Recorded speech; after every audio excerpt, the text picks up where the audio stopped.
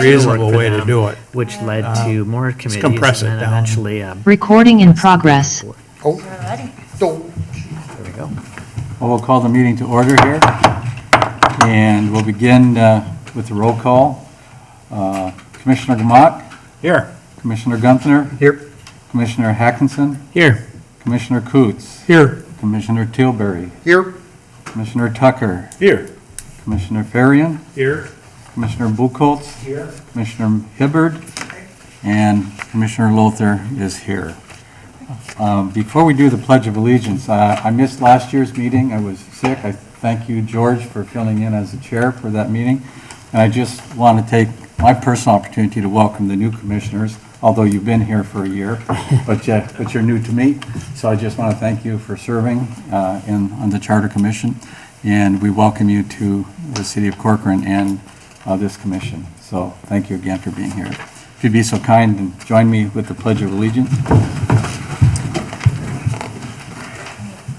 I pledge allegiance to the flag of the United States of America and to the republic for which it stands, one nation, under God, indivisible, with liberty and justice for all. Thank you. Next item on the agenda is the agenda approval. Do we have any discussion regarding that? Chair, if you could, we had some discussion about adding a 6A to discuss have a future discussion on potential awards and potentially setting up a future meeting to discuss further Yeah, awards. Sure. And then potentially considering when we talk about the staggered commission terms, a dual representation item, amendment. yes. So do you want to do that under 7E? Should we do the dual representation under 7E? I think that if you all are comfortable with that, if we're going to amend the charter, potentially do the dual representation, or if we have it separate, certainly up to the commission if you want to talk about those items together or separately. Well, it might be unfinished business. We talked about it last year. We talked about it a So it's bit more of a last year. follow-up Sure. discussion. Okay, So we could do that. we could do it under unfinished business.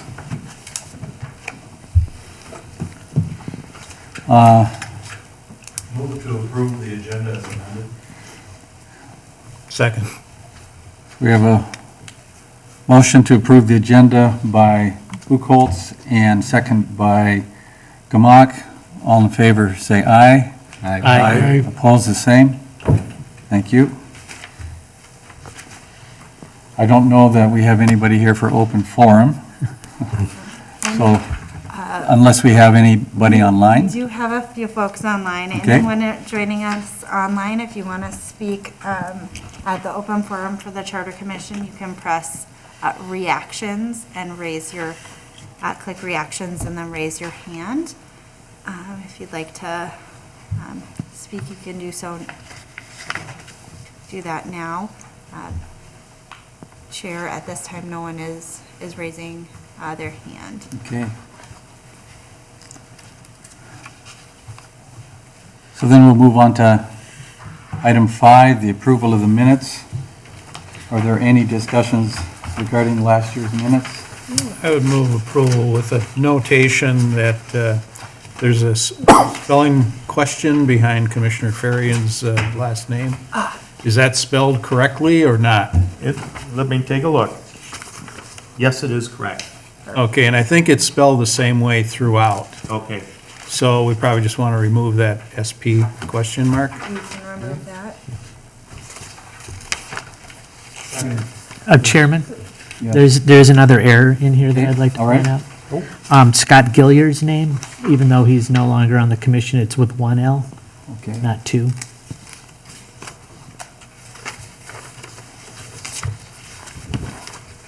And it's listed where he was absent. Right. Thank you. And Chair, if you don't mind, while I was reviewing the minutes, I think there's under dual representation, there's a missing, it says Charter Commission and, right before the motion, and I think it says, should say, serving on the Charter Commission and other commissions. Another commission. Maybe, otherwise the sentence is not complete. Just a technicality, but It's is the, just coun- a- is just the, a- is the city council considered a commission? They are not, So isn't that really what the dual representation discussion really is primarily about? it could be, well, we could change it to other think commissions. that's how it started. Or council, so I think we had Other discussed commissions or potential- council. Or council, Okay. so we can make that clarification.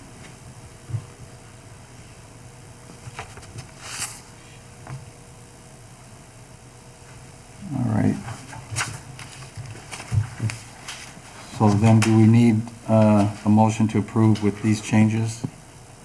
Yeah, I so moved with the, and would accept any changes or edits that others have Okay, made. all right, okay. So we need a second, I think. I think there's a second there.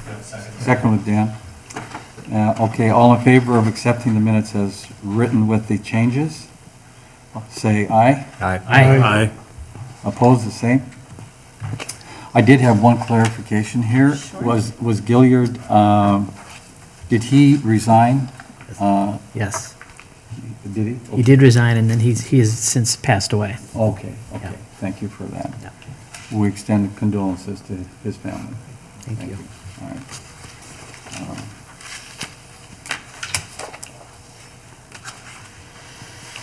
Then that brings us to unfinished business. We had ample discussion last year about wards. There was some instructions given to staff about trying to bring some additional information forward to the commission for this year. And I think that there's been a challenge with some of that. Would you care to elaborate? Yeah, I think from a staff perspective, just unfortunately due to just trying to balance a few things, we had not gotten a chance to spend.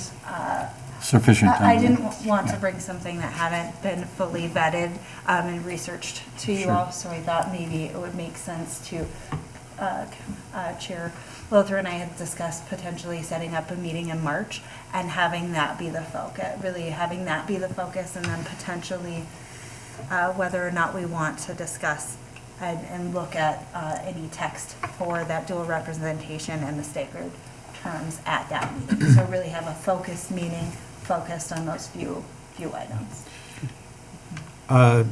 There is a publication, I think, that most of us would find interesting, and it's called the 2021 Redistricting Guide. It's published by the Secretary of State's office. And it's pretty lengthy, so I didn't print any copies. But it's online, and it does get into the legal aspects of redistricting, whether it be precincts, wards, or commissioner districts, whatever, all the various districts in Minnesota. So I think it'd be helpful to look at that and look at the complexities involved with the redistricting, which happens every 10 years. So it could happen more frequently under certain circumstances, but you'd have to justify how it was done. So are you suggesting that? I'm suggesting that the commissioners may want to look that up, and you don't need to necessarily read the whole part of it, but it is indexed so you can actually go to the parts that relate to municipal wards.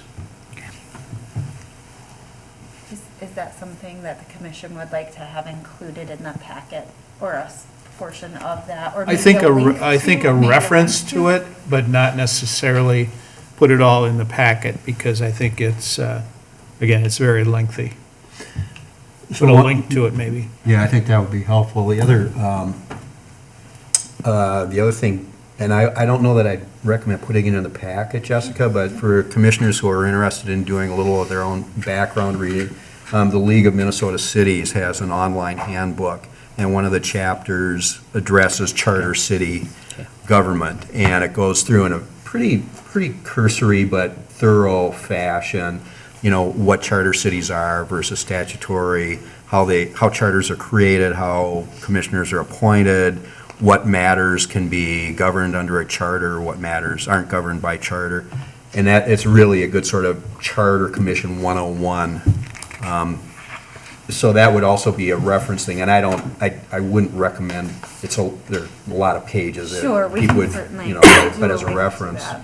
But the other thing I was thinking, having been involved in a few charter commission meetings over the years, because of the infrequency of the meetings, it's really hard to kind of keep continuity in the discussion when you have a year in between. And I'm just sitting here now thinking back to the conversation we had a year ago on what were some of the points that people were curious about with respect to wards, pros and cons, the logistics, mechanics, challenges, those types of things. And we're sort of back to saying, well, if we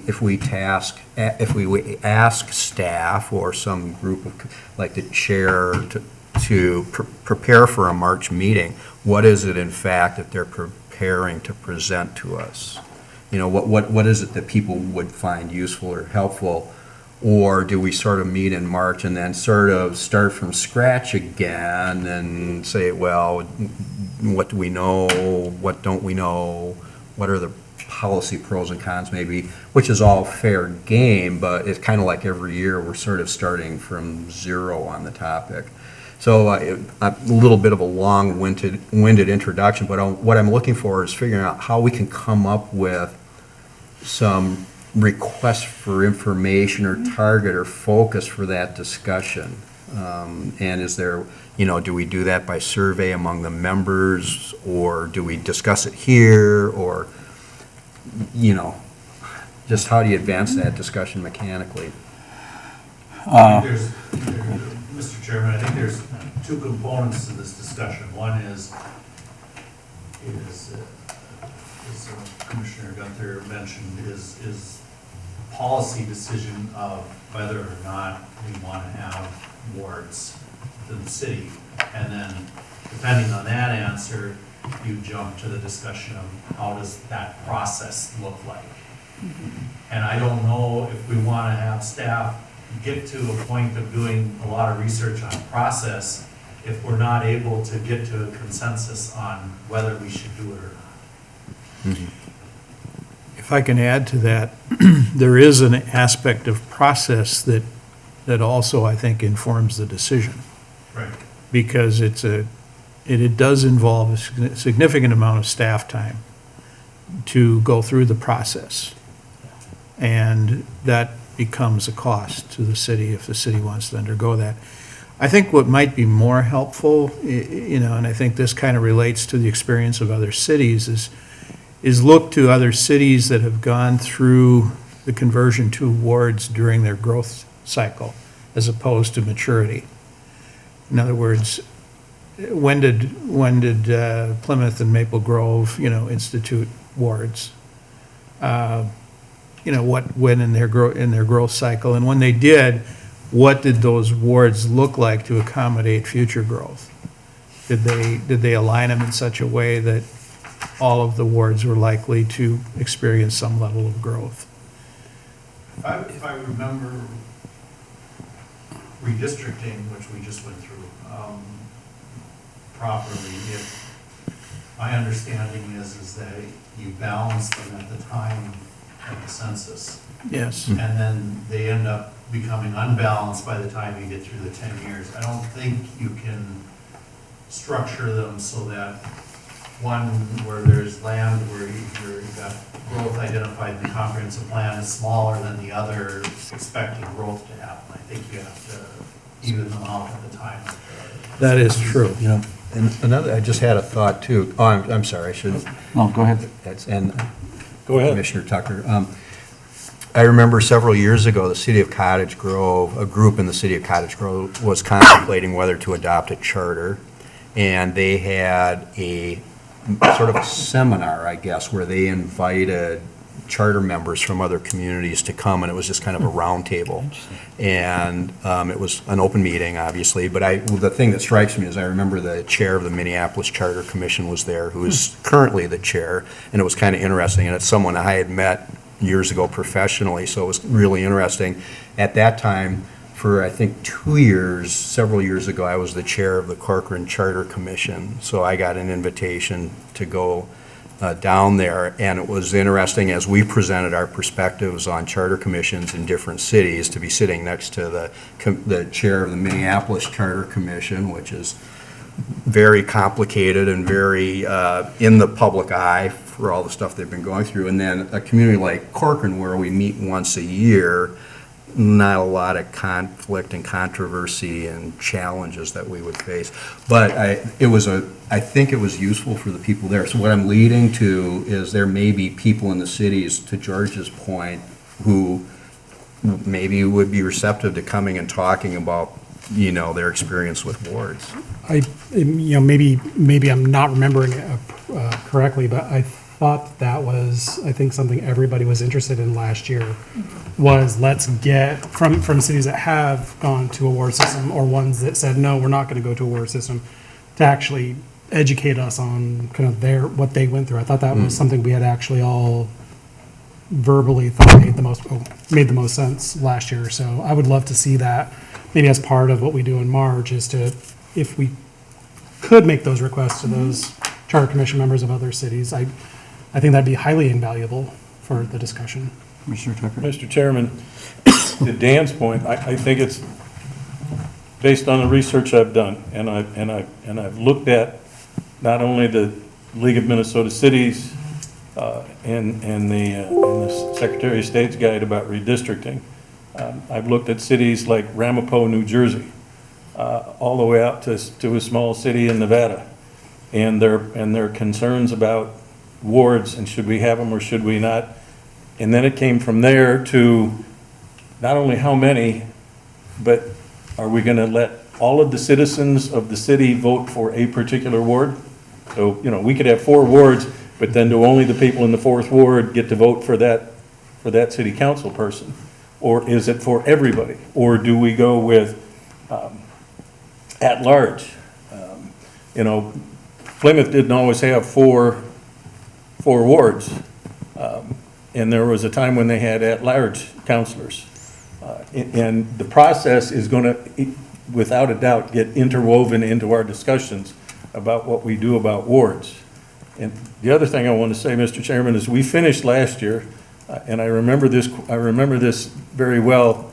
As I was walking out the door, somebody said, this looks like a solution in search of a problem. And I think we are closer to having a problem that needs a solution than we all realize.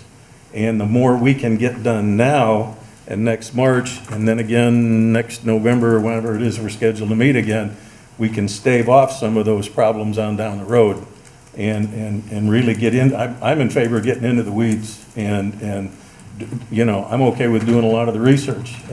Sure. Because there are cities large and small. I grew up in Chicago, we had 30 aldermen, 30 wards, okay? They were redistricted every 10 years. And there are people to this day, because my grandparents grew up in the city of Chicago, and they said it's the worst thing the city ever did. Because they lived in a ward where their city councilman wasn't delivering some of the stuff under the table.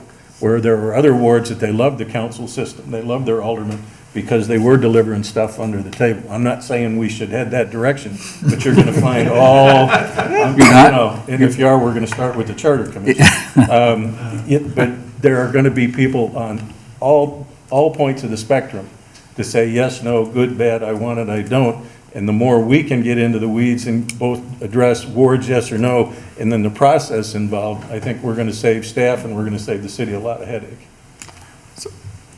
I mean, just maybe to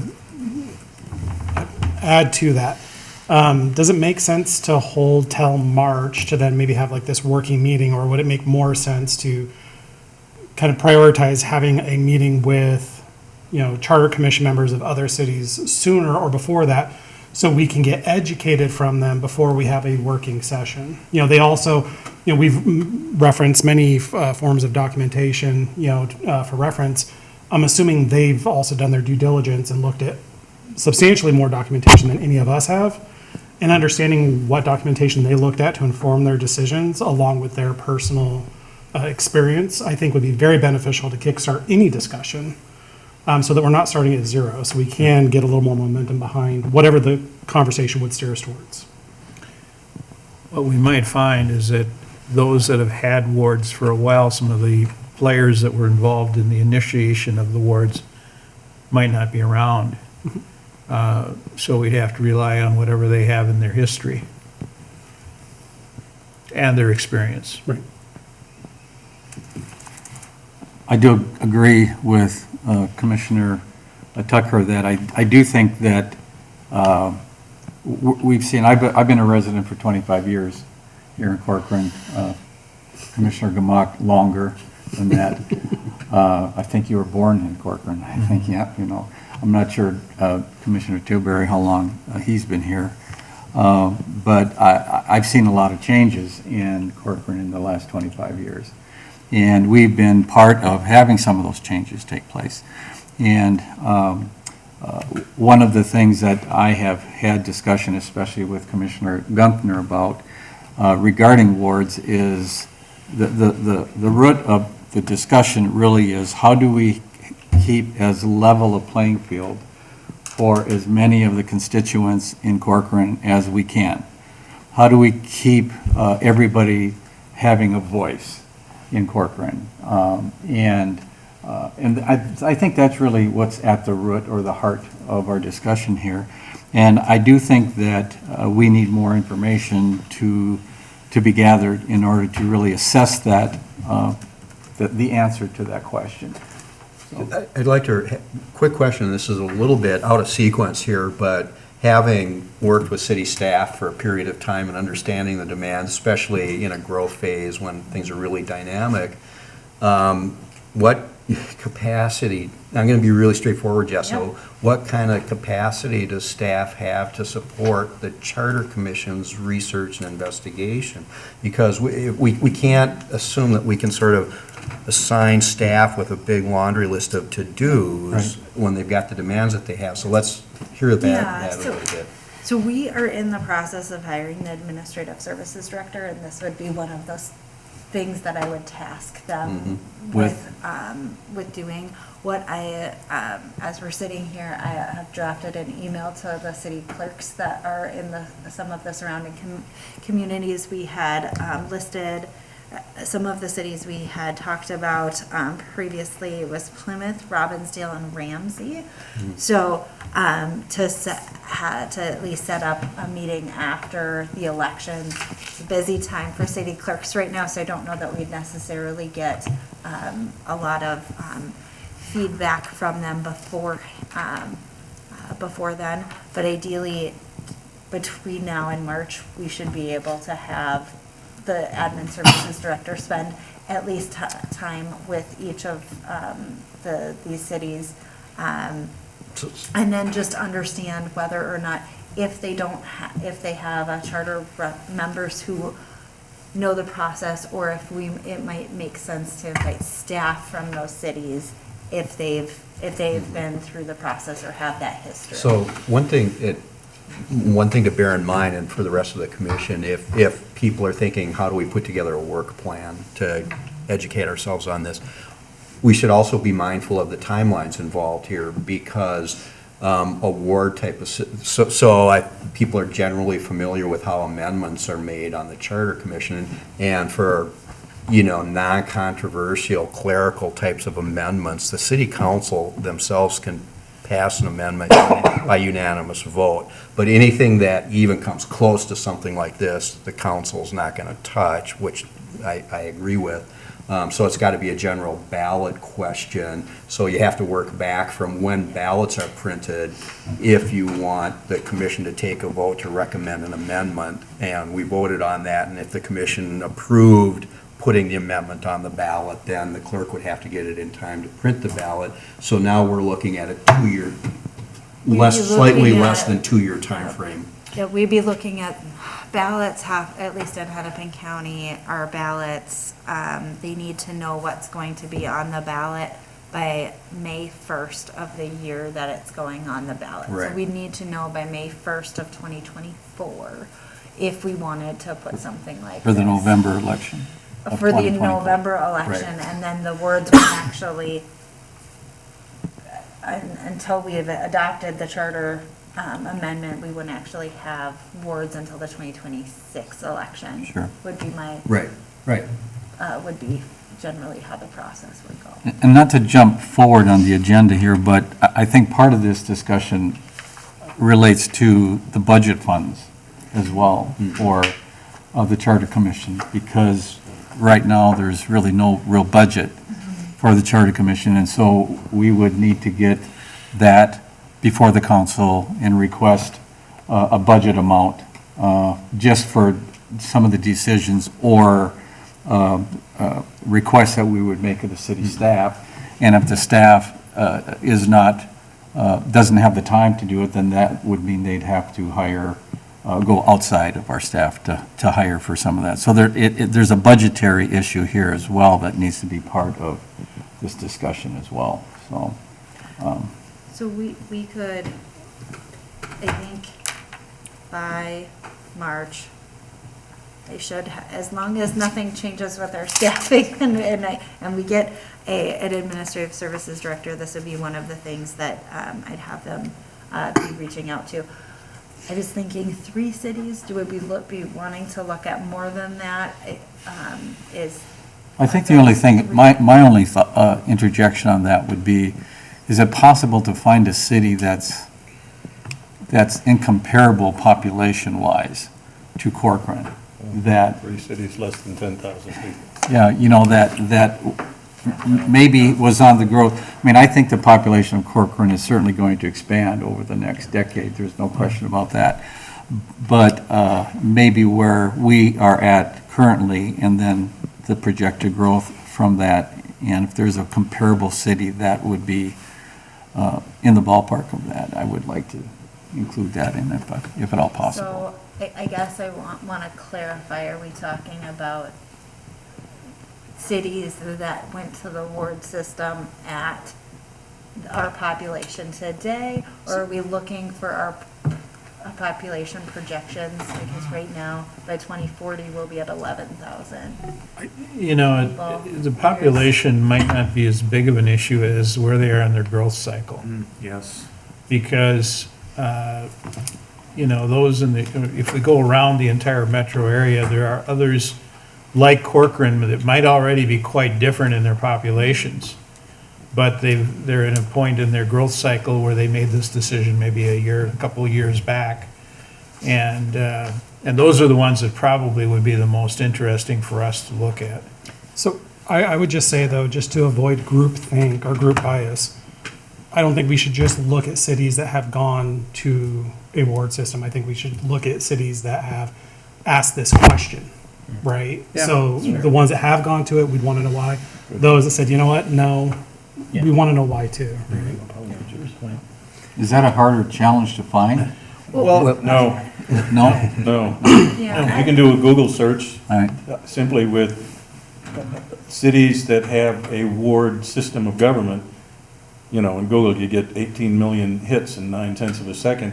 And then I just started looking down page by page at cities of about the same size, and there were both those that said, yes, we're going to do this, and there were some that said, yes, we're going to do this, and then, no, we're going Okay. back, Good. and some that said no right off the bat. So it's out there. The information's out there. Well, one thing we could do is reach out to the League of Minnesota Cities. And Yes. actually, they might have someone on staff who would be a good person to come and attend our meeting Yes. that we set up for March. Yes, I'd So be that I will like be that. another, That'd be great. another thing that we can look I'd be at. willing to check with them. So, Yeah, because they're a great resource. Yeah. so Jessica, one other request maybe for the March, if we're kind of lining up Yep. some list of to-dos, is that you construct a hypothetical timeline so that the group can see when critical decisions would have to be made. Obviously, if we have a big policy discussion, ultimately it's for the community at large to decide yay or nay, but if this group itself as representative doesn't feel it's an appropriate way to go, then it doesn't go to the ballot, Yeah. unless a citizen petition came forward. Right.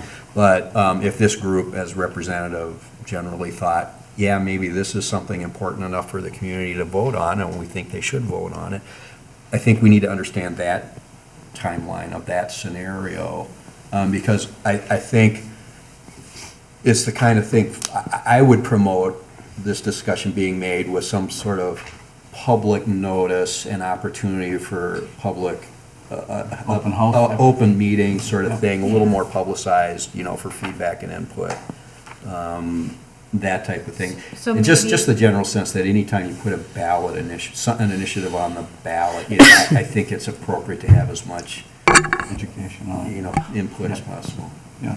So I could put maybe a community education, a community outreach somewhere into that timeline, a placeholder of, before we, if we make the policy decision to move forward, when do we have that discussion? Community engagement. Do we want to establish a date for that March meeting? Should we do that? I think that would be a great idea. Okay. We had discussed potentially March 21st, would that? And that is a A Tuesday. Tuesday.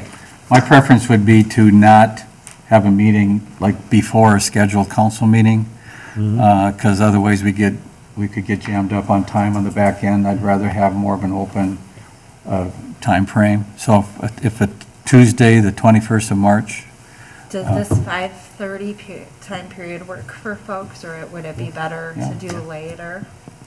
works for me. Do you want to take a poll here? Works for me, it's fine. I'm fine, yeah, 5:30 is fine. So then the staff doesn't have to hang out till 7 for a meeting, so, Great. okay. So we will do a council notice or a public notice for this. I will reach out to the league, and then once they get me some folks, some cities that might be good options, we'll reach out to them. And just out of curiosity, are there cities that moved to a ward system or were a ward system and then moved away from it? Is that another? I think could be a question I ask the Yeah, league. because it just, maybe it's an oddball thing, but I'd be curious. Yes, Yes, there are. Okay. I think that'd be very good Yes, to there have are. all of that information, all of those models for us to assess. Any more discussion on awards from anybody? Let's jump forward then to the discussion that also happened last year about dual representation. Yes. And So we had some discussion about dual representation. Want to verify that we wanted the dual representation. Was it council and charter commission, or was it charter commission and other commissions? Do we have a preference? In my mind, the council should probably just be the council. If there's somebody who's a representative of the planning commission and also wants to serve on the charter commission, I really don't see that as a conflict. I don't either. In fact, it's just a way of providing more volunteerism to the city. I think it's where you get to the decision-making at the council level that the potential for a conflict could exist. There's an inherent conflict between city council that's governed by the charter and them serving on the charter commission. Yeah, I agree. Yeah. Yeah. Mr. Chairman, didn't Yes. council address this? It's October. Like February or March this year? Specifically about Counselor Thomas? We had some discussion about it, and so we would need to just do a formal amendment when we're Right. amended. Okay. So if We- we're we- looking at doing other amendments to the charter, such as staggered terms, I think it makes sense to bring both. So to Together. build on Commissioner Tucker's question, to me, given the universal support for this, I haven't heard anybody that opposes it. To me, it would be worthwhile to just submit it to the council for potential adoption by unanimous vote of the council. Okay, And it wouldn't So have to we'll wait move- for anything else. okay. Yeah. If we're comfortable with that, then Yeah. we'll move forward with it. But we still have to approve the amendment The language, amendment. which So means we how- would have to convene somehow to do that. could I bring that language to the March 21st meeting? And we could do that as part of the one of the pieces of business. We will generally work through some of the policy questions and then do the formal adoption of, a review of that, and then we could have it adopted. Yeah, Ken has experience in drafting. I'm wondering if you'd be willing to help draft that. I think it's pretty much one sentence. The Yeah. question is, how do we approve it? I mean, I wouldn't have a problem with submitting it before the end of the year, frankly. That's the same council that in February said they would support it. And again, I'm always a little sensitive about doing anything that's perceived either as political or agenda-driven or whatever, and I just don't think this is Do you want me that way. to put a sentence on the board and we can, if you're comfortable with it, So vote on it? I just want to just get one thing clarified, just because I want to make sure.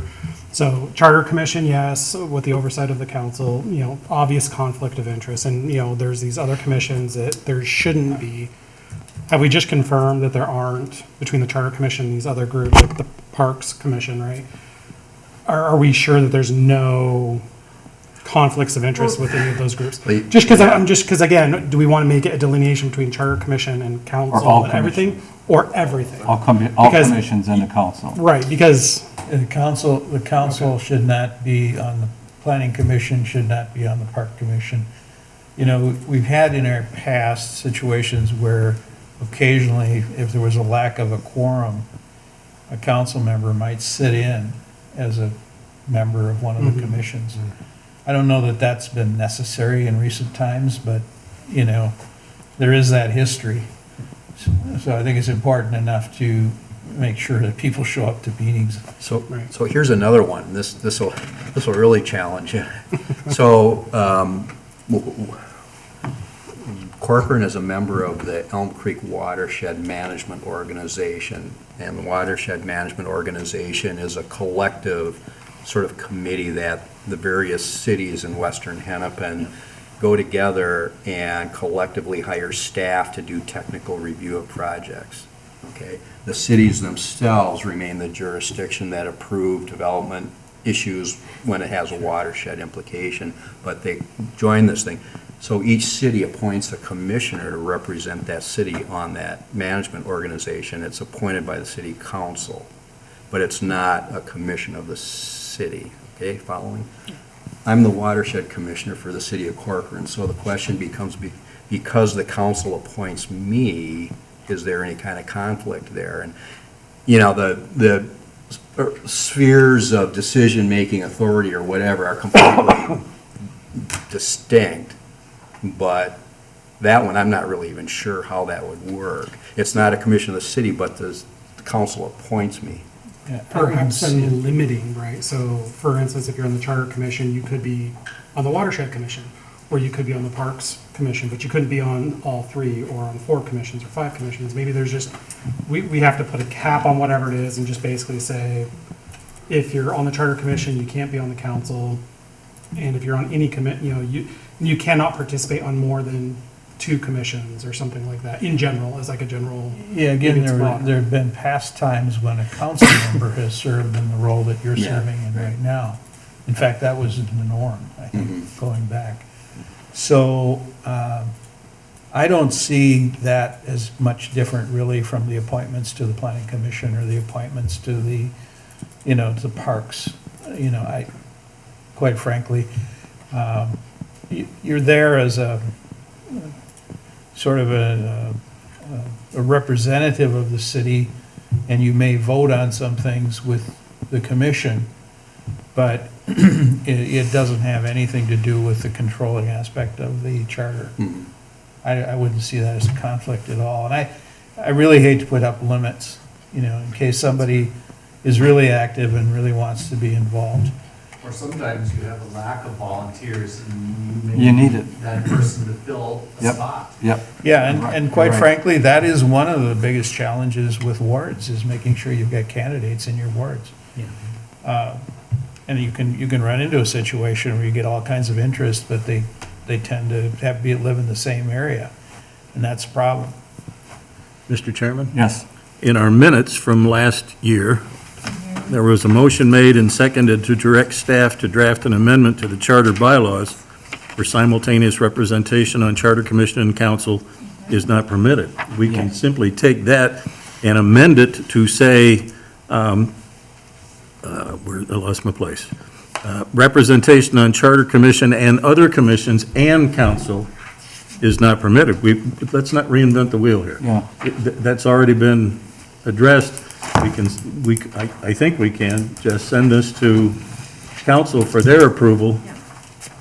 Yeah, we need to get the structure of the language right. Yeah, Yeah. The commission needs to see the language. Yeah. Yeah, but let's not reinvent the wheel here and start writing more things than we need to. So we, And I think just as a comment, the reason this is really being discussed is obviously because of Councilman Thomas, and I initiated some of the comments as well when I was appointed to the council to fill a term of an outgoing council member.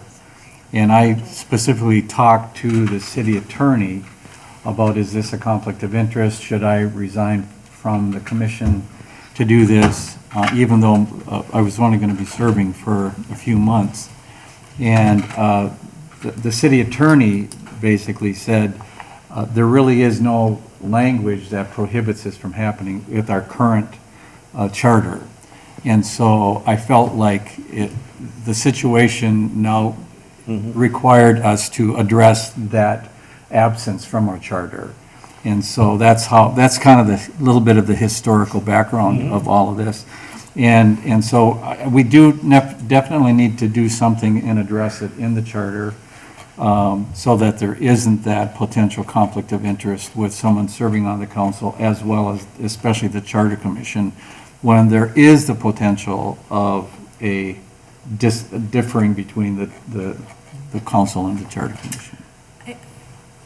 thank you, Chair. I think our charter as it stands today, I have on the screen up here, we have names and boundaries, the charter, the initiative that outlines how you would handle any referendums, recall, transition, and then those are the four sections of the, oh, actually, give me just a moment. It looks like there's a seventh section. Oh, there might be one more section to the charter here. Just as a, I think in 2010 is the last time we updated the charter. I apologize. It accidentally closed out of the one I was trying to look at. Would it, would the other commissioners be amenable to having sort of just a necessary brief meeting to approve draft language? You know, we just convene for whatever the few minutes it takes to say, yeah, this is consistent with what we thought, and let's pass this along to the council. You know, we'd all have to come back up, but subject to, advance notice Yeah. requirements. I don't see a We could do problem that with for that. probably, we could work with the city attorney, like you said, it's only It's a brief sentence. I think the question I was going to have is whether or not we want to put it, do we want to put it in the charter, or would it? there's It a must be. city- It has you to think be in the charter. That's what, yeah. was going to be my clarification. If it's an ordinance, a future council can change it. So- Actually, the state statute says Says it's something that can be a part of a charter, but it has to be affirmatively In the- placed in the charter, Perfect. the no simultaneous representation. I just wanted to clarify. Perfect. So I'd be happy to send that over to the city attorney to draft. Would probably either late November or early December be a good time for? Let me suggest that you just get the language from Ken and then send that to the county or the city Do you have any attorney proposed for review. language? Yeah. That'd be great. That'll save us some money. By the minute. What are your fees, Ken? Well, for the record, I can't charge anymore. I'm That's right, retired. you're retired. That's right. We're getting a good deal then. Yeah. Appreciate that. Any other discussion with the dual representation? Not? Do we need to make a motion to do this?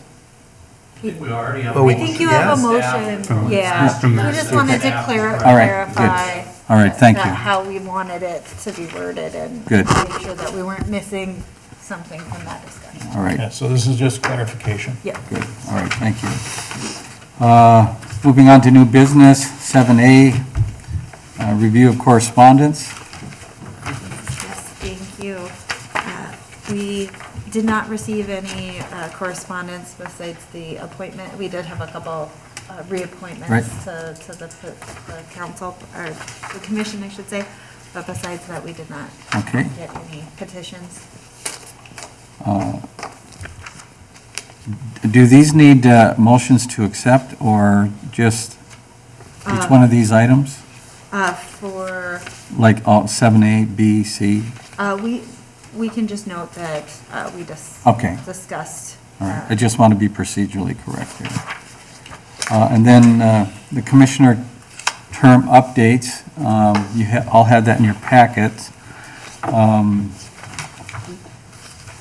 I think that they're pretty self-explanatory, but, I feel like, now I feel like a nuisance, but, yeah, so obviously, my term is the next up to expire, and it technically will expire before that March meeting. And the challenge is, and for the group's sake, I'm in the process of building a house in northern Minnesota that'll be a retirement home, and it's pretty unlikely I would be a resident in Corcoran for the next full term. So I might, I don't know, have to not seek reappointment, I don't know, or seek reappointment and then Seek resign reappointment, and resign. something like that. I don't, You know, is it possible that some of the ones that were appointed last year with the large group could reapply to be reappointed next year before their terms expire, so we get some rotation built in?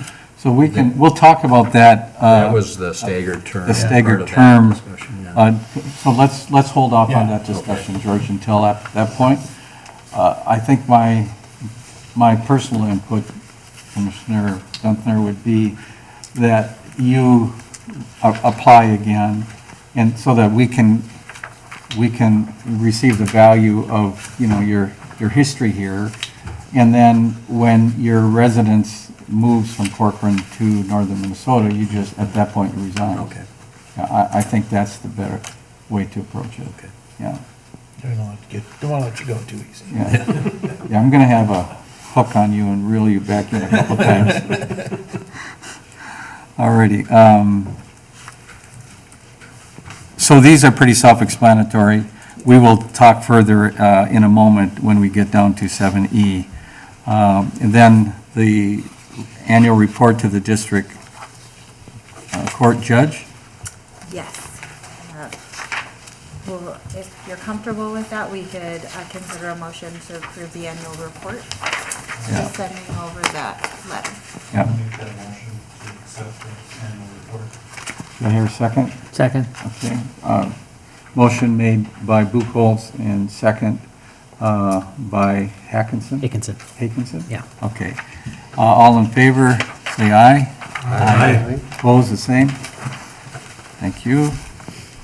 Then we'll talk about the Charter Commission meeting for 2023. Again, I would recommend that we again do a Tuesday meeting rather than a Thursday meeting ahead of the city council. Gives us more time, if needed, to have ample discussion on any items. So what was in your packet listed a Wednesday meeting, but could we maybe amend that, Jessica, to Tuesday, September 12th instead of Wednesday, September 13th? We can certainly do that. And That's at- amenable for staff, if that's amenable for the commission. And at 5:30 again, I think is a good time. Great. So do we need a motion for that? If we could, that would be Okay. great. do I hear a motion to have the next annual meeting be scheduled for Tuesday, September 12th, 2023? So moved. A motion by Gamak and second by Farian. Yes. Thank you. All in favor, say aye. Aye. Opposed, the same? Thank you.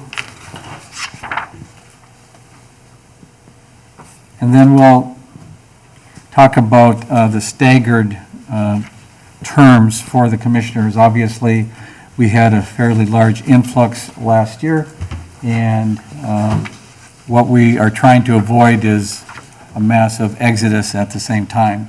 So I know Commissioner Gunther has done some looking into this, and you want to share some of your thoughts on it? Well, no, I haven't researched it per se, but, and I don't know that it requires much advocacy, to be honest with you. I think most boards or whatever organizations, the oversight, they tend to stagger, the city councils stagger. It's just, from a institutional standpoint, it makes a ton of sense. The challenge is how to implement that, and do it in a way that really is fair to sitting members, so that no one is, I think it's the transition that requires a little bit of attention, so that nobody gets cut short. One of the other challenges is that, the statute, and everybody probably knows, I think commission must have at least 7, but not more than 15 members, and commissions rarely have a full 15-member contingent. I remember looking at it last year, and I think, for example, Plymouth, I looked at their history, and they've got the same statute up to 15, and they consistently have about 12 members on their charter commission. So even in a city of tens of thousands of people, they tend not to fill out their charter commission for who knows what reason. So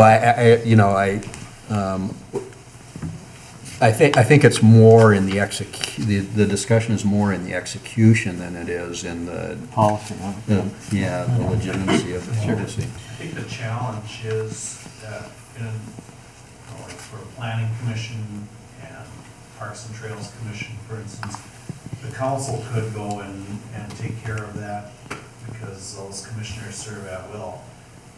In this case, everything gets approved by the judge, the head district court judge.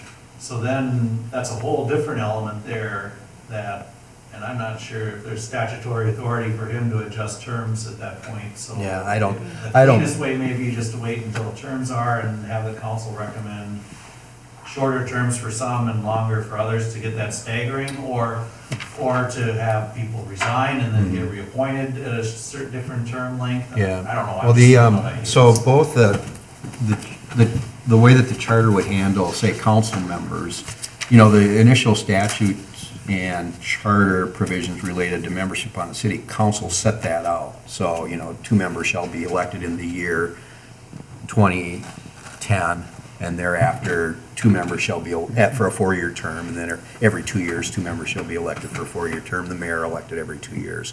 And that's set out on the front end. So anything that the charter would have, and a couple years ago when I was researching how you transition into a ward, the amendments do the same sort of thing. Once they set up how many wards there will be, the amendments say, they set out the transition period language, so saying in the general election occurring in 2026, council members from residing in wards 1 and 3 shall be elected for a 4-year term. And then in the general election 2028, members in wards 2 and 4 shall be elected for a 4-year term, and thereafter every 2 years, and it kind of sets up the go forward. And it would require something similar to put a charter amendment in effect for the commissioners to say that, beginning in the year such and such, the council may recommend or the judge shall accept appointment of up to X number of commission members, and that would be one way to do it mechanically and just sort of let it happen organically as terms expire. And it seems that, what do we have, 10 now? Yeah, I think. and, yep, You could probably come up with a transition process where it occurred organically, so you wouldn't have to cut a term short. The other thought that I had, and it would require a little bit of leap of faith, is if there was an amendment set up to that extent that said, beginning in such and such, the the commission may accept X new appointments or something. I mean, you can't leave, it's not the council's business to appoint. They can recommend, but they don't appoint. The judge has to consider the applications the judge receives. So the charter has to speak to, well, what if the judge, if you had staggered terms so that you said every year 3 members may be appointed, or 4, or whatever, and the judge gets 5 applications, the judge has to have some governing document that says, even though there might be 5 open seats, I'm only allowed to appoint 3 this year. You see what I mean? yep. And there's stuff that would need to be worked through. I mean, I'm just now really thinking out loud, if you had open seats in excess of the number of available appointments, someone might challenge and say that the charter conflicts with the statute. If we have 3-year rotations, and 4 were appointed each year, we'd be right there at 12. And I think, if we looked at that as, trying to recruit more people besides Ken to run next year, Yep. that would be appropriate. And I do like the idea of maybe the chair and maybe another member of the commission doing at least a look at the applications to make sure that we're not getting somebody that's trying to pack the court, so to speak, by getting people with a particular agenda appointed. But one of the things to consider too, George, on the flip side of that is we generally haven't had like hyper-charged political, and we have had periods in our, over the past 30 years where for brief periods we've had like hyper-political When this was moments. first initiated, Yeah. we did, Yeah. but since then, we've not. Right, right. So, but the challenge always exists that if the process works when things are quiet, will the process stand up when everybody's supercharged? And people are trying to figure out how to get their slate or group or whatever into a position to dictate outcomes. And so that's another reason why maybe staggering even and considering the size of the commission is important, because right now it's a pretty collegial group and we don't have big problems or challenges of a political nature sort of knocking at the door. But that's not always been the case, and Right. we know that. So that's why having some of these structural things in place as a safeguard that protects everybody's interests and really gives everybody a level playing field when it comes to that kind of stuff. I will say that, as important as Corcoran is to all of us, in the grand scheme of things for the head district judge, we're just another spot on the map. And by that I mean, a lot of times, if the council goes and says, yeah, there's these 5 candidates, but we recommend these 3 for these 3 vacancies, the judge will go along with the council. That's just the practical of how it works. So I just want that to be out there in terms of, that's normally how things work with these judges. That's been my experience in 20 years of city administration. It's made me a little bit nervous seeing the council taking the role of recruiting and recommending because of the natural conflict. Right. And I think the structured approach that Ken's talking about would work. Do you think it's better coming The from biggest the challenge budget? is getting But, volunteers. so that's, Right. but that gets to another point, and that is, a lot of people, well, most people don't actually come forward and serve in their community unless somebody invites them to do it. Right. That's kind of the nature of the beast. So that's the way it happens, but particularly with respect to charter commission seats, I don't think we can over-advertise that this is an available opportunity. And in fact, it's the judge's decision to appoint you, not the council, not your neighbor's invitation that qualifies you for that. And I agree with you wholeheartedly. He's got a huge stack of stuff that's screaming way louder than the Corcoran appointments.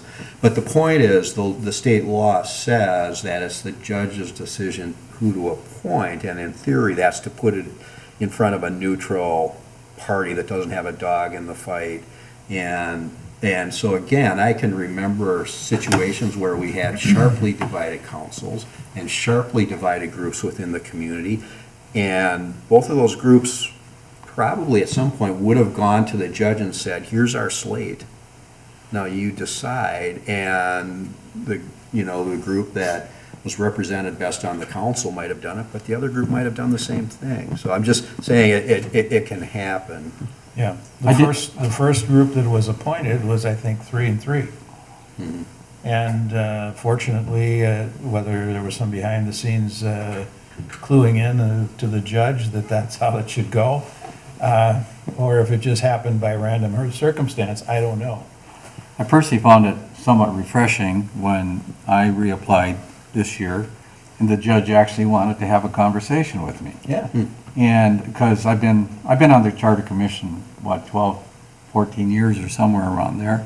And this is the first time in all of that time that the judge actually wanted to have a conversation with me. Yeah, he scheduled a full 15-minute interview on Zoom. Yeah, and So, I mean, he wanted to So- find so- out who he was appointing. Yeah, so in theory, at least, without an amendment of the charter, and the charter itself an amendment could dictate the size of the charter commission.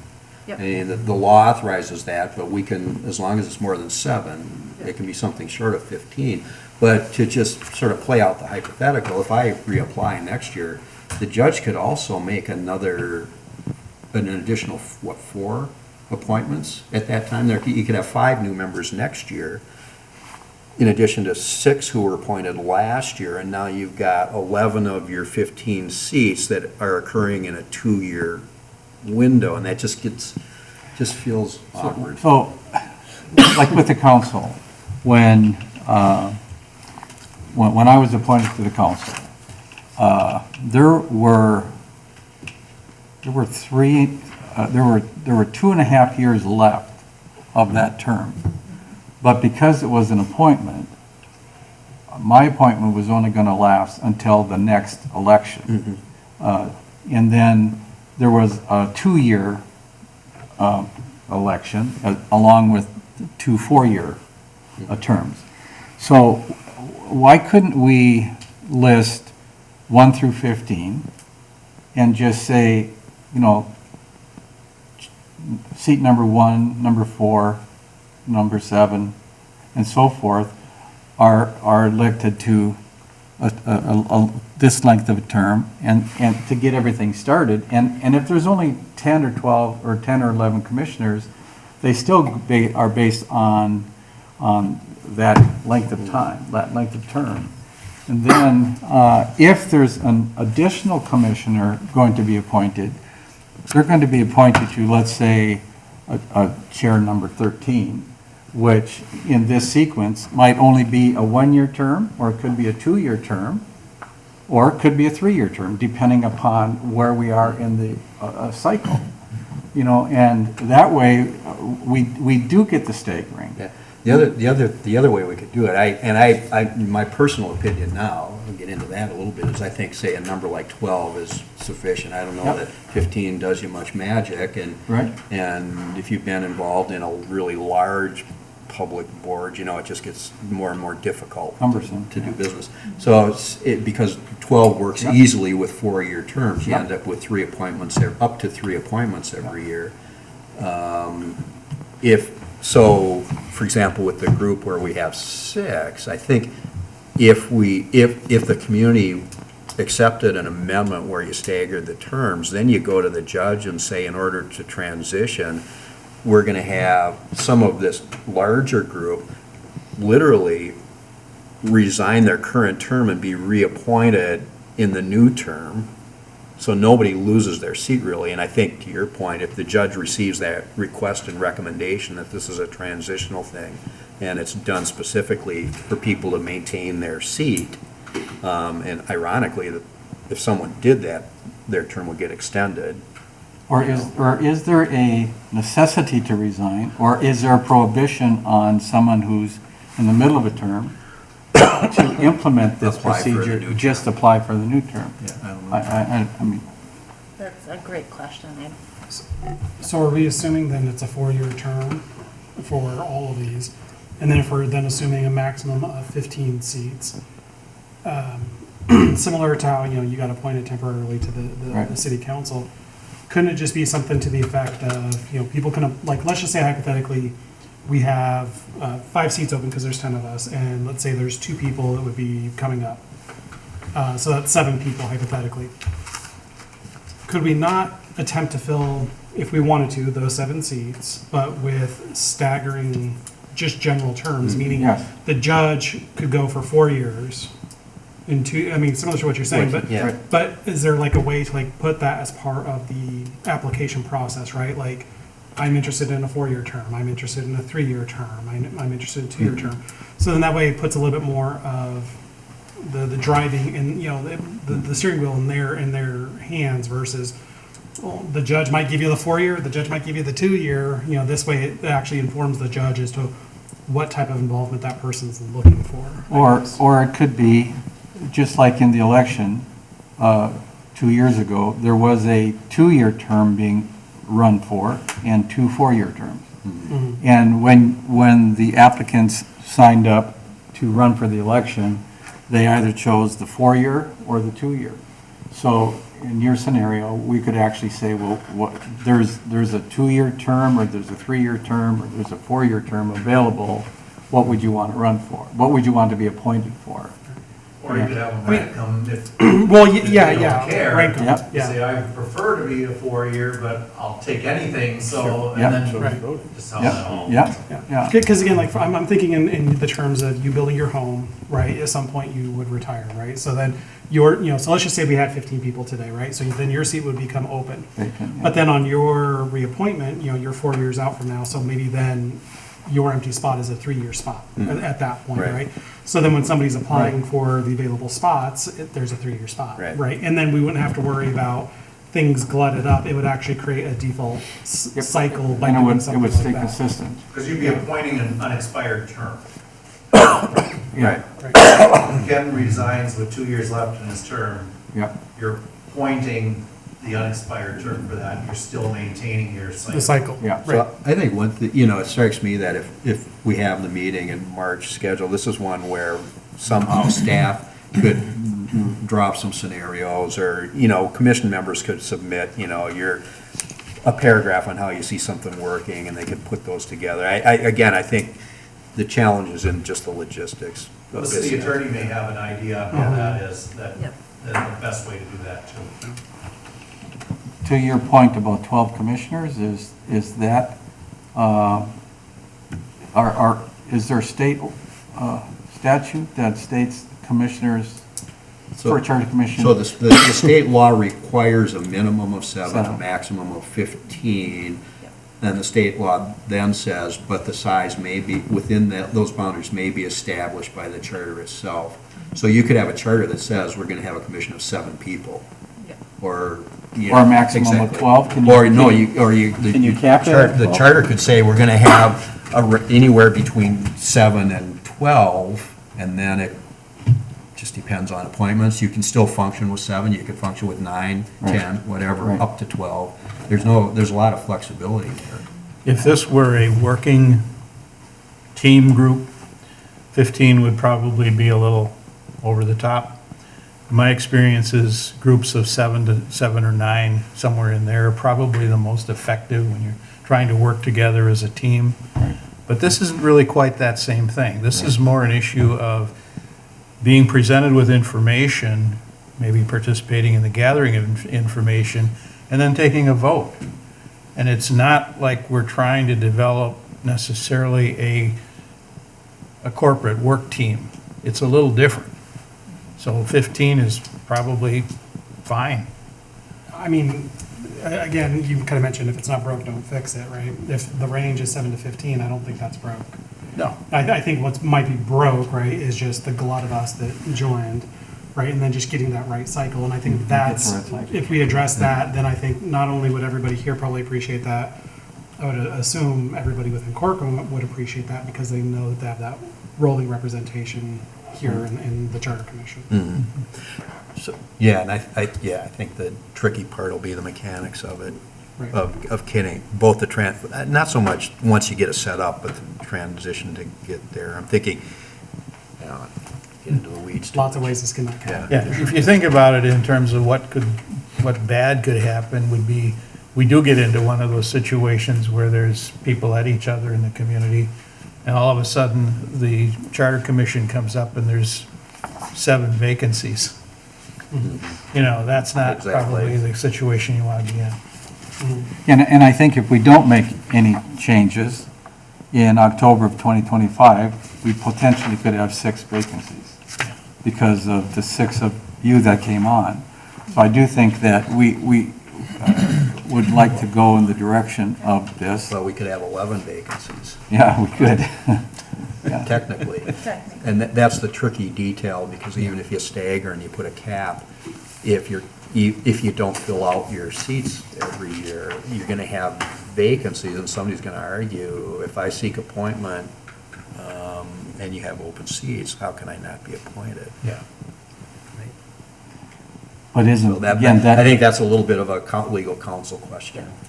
but it still does get up to the discretion of the judge. It's the judge's final appointment, but the judge has to have guidance too. I don't, Right. For me, though, the only thing about maybe putting a cap on the number of people that you could appoint in a year, let's call it 4, let's call it 5.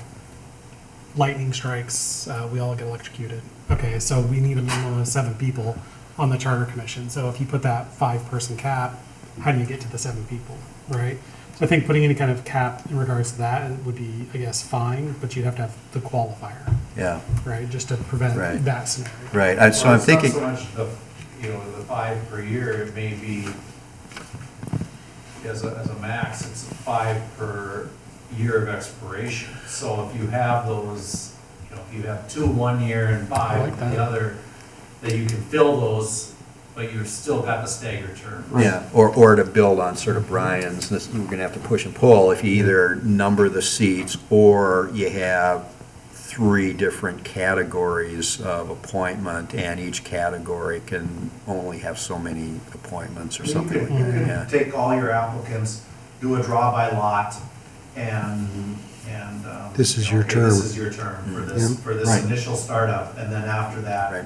it's. And the fact of the matter is, if you had, again, just thinking out loud, if you had a cap at whatever that was in any given year, and you had more applicants than the responses, well, if there's a vetting process where you're recommended or the judge is limited, say you have 4 applicants for 3 seats and the judge doesn't appoint somebody, you just encourage the person to apply next year. And pretty good chance they're going to get one of the 3 seats next year, I would think. Can you, I can start working on that with the city attorney as well. He's looking at that language, I'll have him look at both. In terms of, we've had some discussion, I can include in the next newsletter and on social media that we're still looking for folks to join the Charter Commission. We'll just have that a standing, if you're comfortable with that, a standing, we're accepting applications for the Charter Commission. Sure. Mr. Chairman? yes, When a question you asked a little bit ago, what if we just listed everybody 1 through 10? If we did that, we would have one group, Commissioner Gamak, Commissioner Tilbury, Commissioner Buckholz, and Commissioner Coons in one group to serve whatever term it would be. In the second group, we would have yourself, myself, and Commissioner Farian. And the last group would be Commissioner Gunther, Commissioner Hickinson, and Commissioner Hibbert. And there's your 4-3-3. yeah. If you want to just say, okay, your term ends, your term ends, your term ends, and go from there. Done. So let's get some feedback from Suggested. our legal counsel on that. But I think the consensus is, from what I'm hearing here, is that we do think that having staggered terms is a healthy way to move forward. And let's let's get some direction from legal counsel as to the mechanism on how to implement that. And maybe from a recruitment standpoint, Jessica, we might want to wait until we get the staggered terms figured out, so Okay. then we can plug them in the right spots. Right. Versus, make it less manageable to get that transition. That Well, sounds- we will need some candidates for next year. Well, Oh, I that's what I don't was- doubt that, but I'm just saying, instead of putting it in the newsletter for this next one, maybe we do it after that March meeting and then, when we got the transition plan all kind of figured out. Right. Because then you're pointing them to the specific holes in that transition plan Yes, versus bringing them into chaos. yes. Sounds great. I do have a meeting set up with our city clerk to get those Okay. So should we things scheduled, so. Should we have a motion then to direct On there.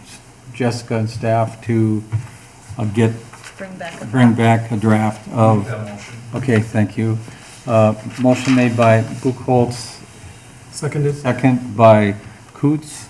All in favor, say aye. Aye. Opposed, the same. Thank you.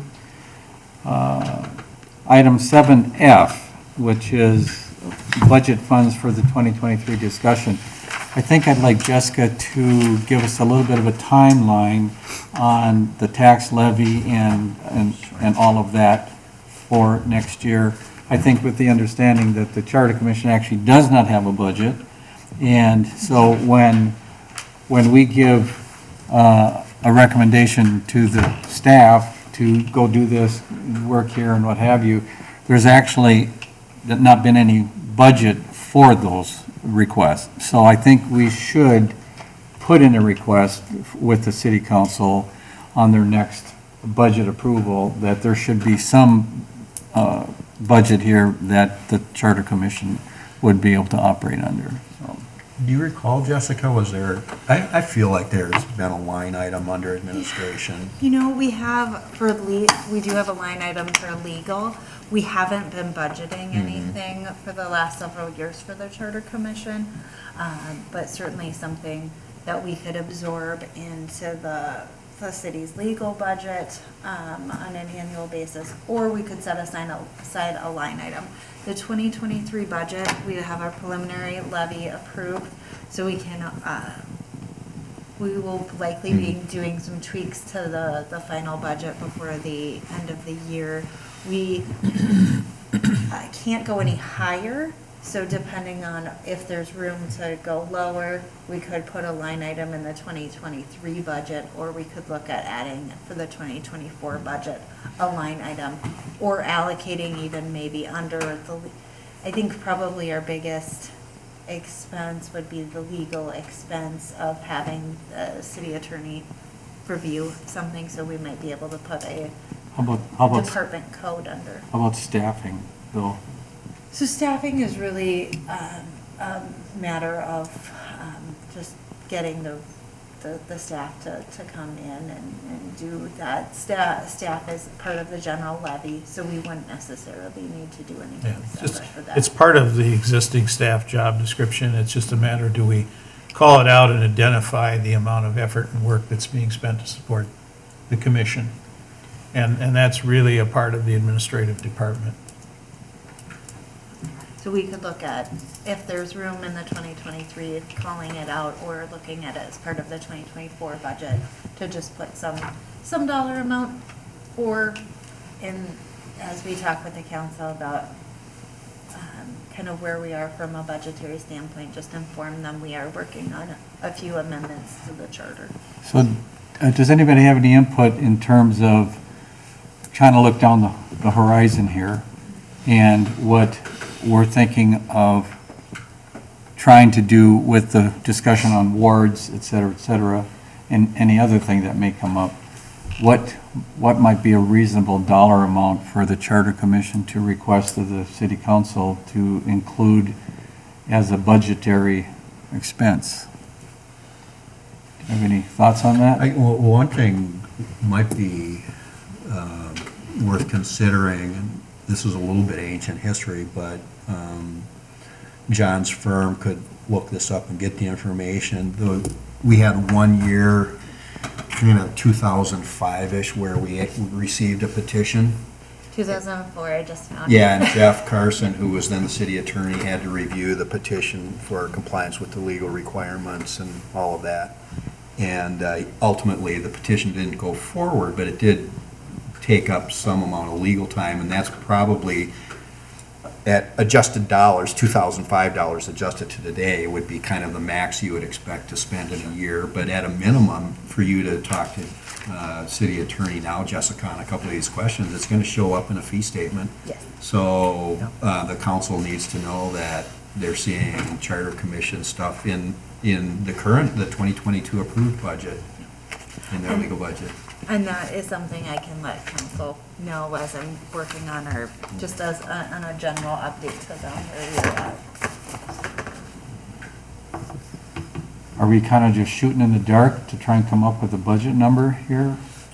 I would make a request somehow, whether we need to do a resolution or not, that beginning next year, that you actually create a numbered line item in either administration or legal. And I would think it would come under administration or the clerk's budget, similar to election expense. And that we work on a number, and you've got plenty of time to do that, but anything between now and the approved 2024 budget's just gonna come out of yours. Yes, yep. And that, I think, has generally been our understanding, that it'd be coming out of the legal budget, but I think it's a worthy discussion of, do we want to outline where that expense might be in a given year? Yeah, and I don't know if we generate enough on the appointed staff that's in place to go through the hassle of setting up payroll codes and everything else to, okay, 2% of the clerk's duties are associated with the charter commission, so we're gonna charge it to this. I think it really ends up being more legal expertise. Probably. Yeah. And if you're comfortable with that, we'll put in some sort of dollar amount, knowing at any time you budget, a budget is what you're perceiving. We could go above that, we could spend less than that. So. And we are being very judicious about not over asking staff for time. Right. Else we only meet once a year. Yeah. Next year, it should be at least Or twice. twice, yeah. But still, I mean, Does that's, that double our budget request? Yeah. 2 times the dollar isn't very. So do we need a motion to do this? If you're, it's up to you. If you're comfortable, I am making a note in our 2024, I keep everything for the next year's budget that we have to start thinking about. I'm putting in a note to add. Can you just come back to us in the March In meeting? the with March meeting, and we'll add. Proposal of how to handle that. You could also have that conversation with John and just tell him, if we thought we needed 5 hours a year, What would it look like? what would it run? yeah, 5 hours, you'd be looking at probably $1,000. Yeah. Yeah, it Phenomenal. really wouldn't be a significant amount. I have attorneys that charge me more than that just by thinking about me. But not you, Ken. You can't charge it. I know it. That's why I keep calling him for but advice. The advice is worth what you pay for, right? Well, anything else regarding the budget discussion here? Hearing none, do I have a motion to adjourn the meeting? Second? Motion was a Buchholz and second Hickinson. Hickinson. All in favor, say aye. Aye. All opposed, the same. Thank you, everybody. And we'll get did we establish the date? For the Yes. March 21st? Recording stopped. Well, We had adjourned. yes, we did, yep, Okay, yep. just want to make